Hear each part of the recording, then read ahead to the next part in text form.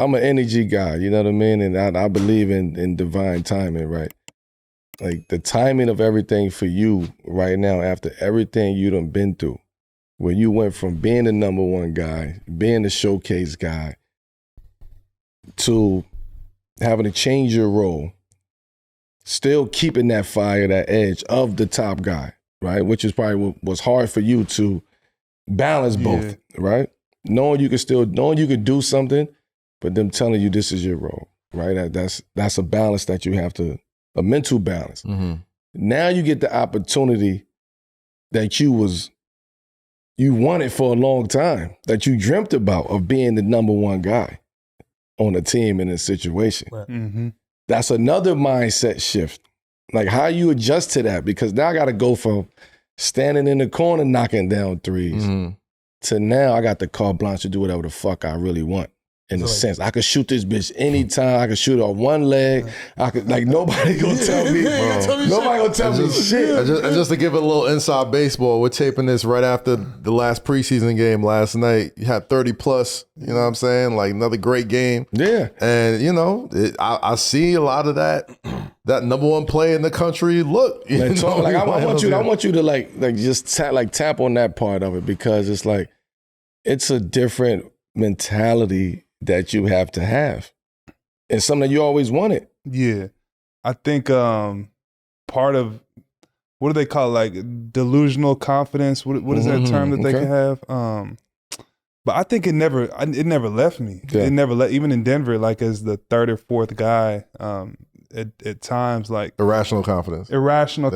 You know, that never left me, and it would give me, you know, it would get me in trouble at times. I mean, I got a whole meme right now. Michael never swing the rock Porter. You know, that's from that. You know, like that's from that confidence that like, okay, like yeah, bro might be open right here, but I believe like I got a better chance of making a shot. I shot that motherfucker. You shoot that motherfucker. You know what I'm saying? So like, I let that bitch go. You let that bitch go, boy. So I would say like, yeah, like in the NBA, if you want to last, you have to be able to put your ego aside, and you have to be able to take on a role, which is a lot of guys' problem. So I was able to do that, knowing we have the best player in the world in Nikola, knowing how lethal Jamal and Nikola's two-man game were. So I was able to play the game and play a role.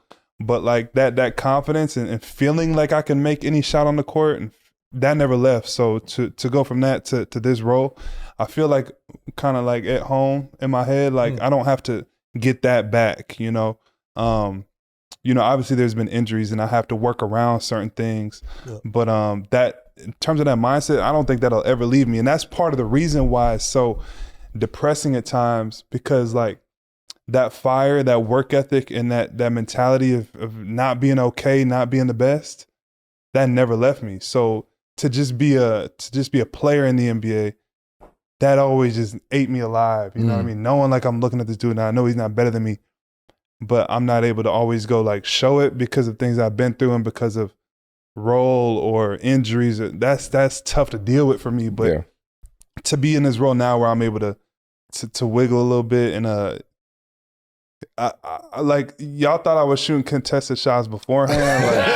It might see a triple buffet. It might get hectic. It's never getting swung again, boy. No, you're gonna see some more assists, because like I'm gonna have the pill in my hand more. Like in Denver, when I got the ball, it was time to get them up. Of course. You know what I mean? Yeah. Now, like if I'm getting touches throughout the entirety of the game, and I'm always in rhythm throughout the entirety of the game, like, yeah, I'll fall into 4 or 5 assists just by having the ball in my hand. Yeah. We want to see that. As a real true hooper, like, and somebody who loves true hoopers, like, I want to see you go hoop. I want to see you play ball. I want to see you get to your back. Like, do what you do.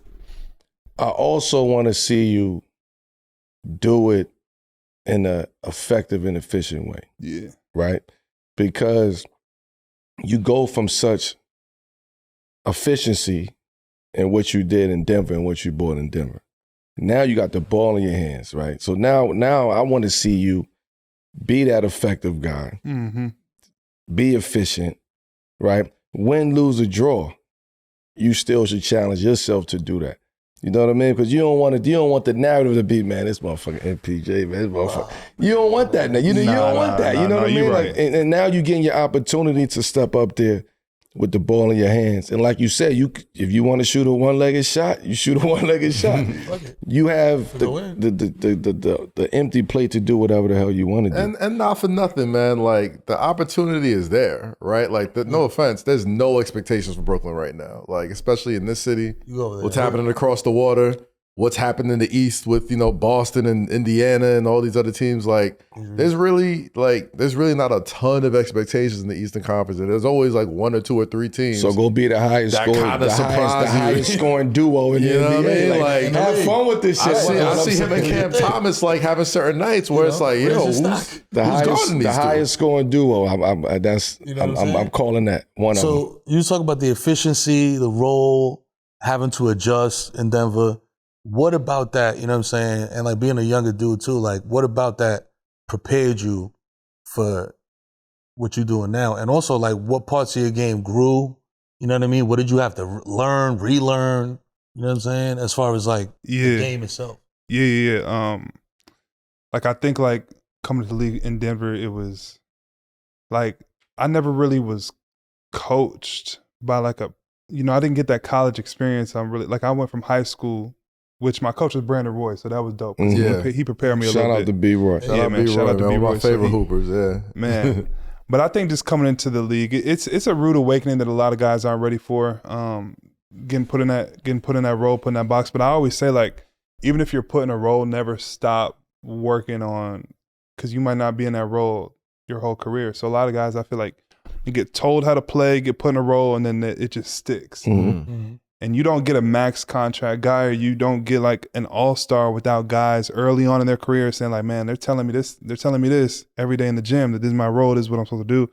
But I got more belief in myself that I'm gonna keep working on these things. I feel like a lot of guys just stop working on certain things and go shoot corner threes or just only work on the things that they're gonna do in the game. But for me, I just kind of kept working on a lot of different things so that this opportunity now, I feel like I'll be okay, but it'll be a learning curve, you know what I mean? And I even, like, I've been watching a lot of Melo's highlights. Like, I don't want to have to waste tons of energy every game, on the perimeter, having to, get by other teams' best defenders and deal with that and shooting crazy contested shots. So watching, the mid-post work and being able in the fourth quarter when things get tight, give it to me on the mid-post, face up, jab, shoot over the top, or, rip, one dribble, pull up, like, I got to get comfortable in the mid post. So I mean, there's no better person to watch than Melo. So I think that's gonna be big for me for sure.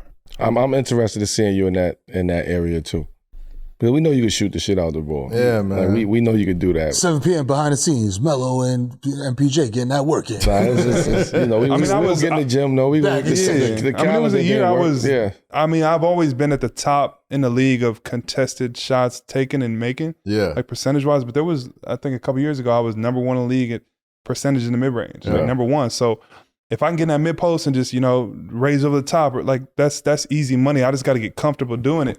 You know what I mean? It hasn't been something that I did the last 7 years. Yeah. And low key, I think everybody in the league has started looking for that next, not position, but like next Jalen Brunson situation where it's like a good player on a good team gets an opportunity to go somewhere and be the guy. Yeah. Brooklyn's had a few of them. Mikal, even Cam Johnson coming from Phoenix to Brooklyn. He exploded onto the scene a little bit more. So, hopefully I do the same thing.